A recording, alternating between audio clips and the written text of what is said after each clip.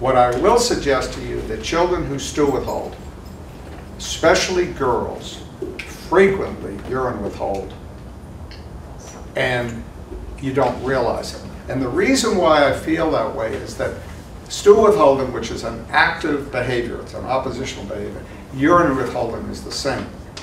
Urine withholding is an active behavior that occurs during the day when a child is awake.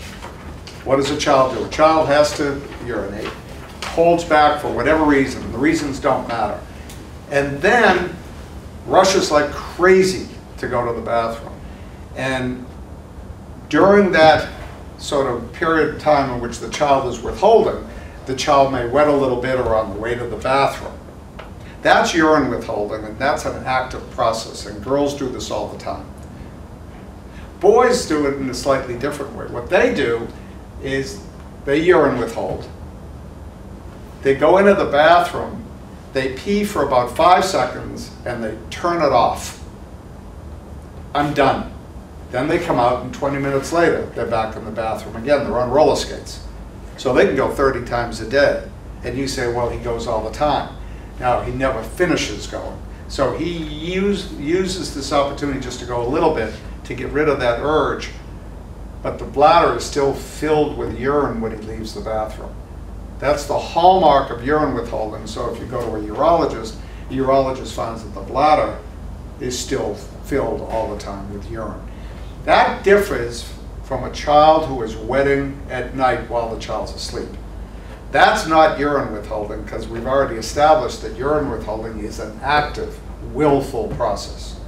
The child who wets at night wets, in my opinion, because in almost all situations that child's getting too much fluid during the day, too much fluid at dinner, too much fluid before he goes to bed, and may not be emptying his bladder adequately before he goes to sleep.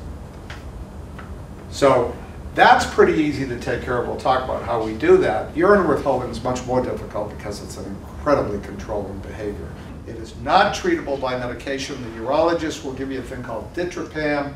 It doesn't really work. Generally what's done is you put a youngster who's doing that on the toilet every hour in the hopes that they will pee enough and get used to it so they don't end up with urine infections.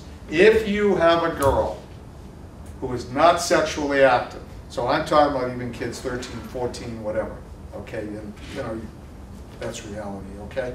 Excuse me, if you have someone who's not sexually active, who has urine infections, and you've been to the urologist and everything is normal anatomically, but they keep getting bladder infections, okay?